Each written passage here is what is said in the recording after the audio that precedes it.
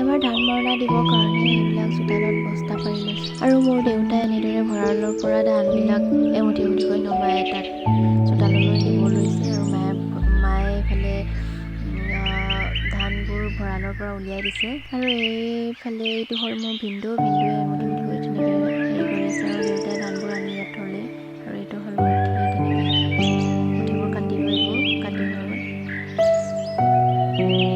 এইখন হ'ল আমাৰ ধান মৰণা দিব লগা ট্ৰেক্টৰখন ষ্টাৰ্ট কৰি ভিনদেউৱে এতিয়া ধান মৰণা দিব লৈছে। ট্ৰেক্টৰখনৰ ওপৰত উঠি লৈছে। এয়া চাওক ধান মৰণা দিবলৈ গৈ আছে। এয়া ধান মৰণা দি আছে। চ' ফাইনেলি এতিয়া ধান মৰণা দি শেষ হ'ব ওচৰ হ'ল। এতিয়া শেষ হ'ল ধান মৰণা দি এইখিনি আমাৰ খেৰখিনি থৈ দিছোঁ আৰু এইখিনি হ'ল ধানবোৰ এতিয়া চালনীৰে চালি এতিয়া এনেদৰে বস্তাত ভৰাব লৈছোঁ। ভৰালোঁ। ইতিমধ্যে ধানখিনি বস্তা ভৰা হৈ গ'ল। এইখিনি চাওক ধানবোৰ ইমান ধুনীয়াকৈ ওলাইছে। এতিয়া ফাইনেলি এতিয়া বস্তাত ভৰাই এনেদৰে থৈ দিছোঁ ধানবোৰ। চ' মোৰ ভিডিঅ'টো ইমানেই আছিল। আজিলৈ বাই।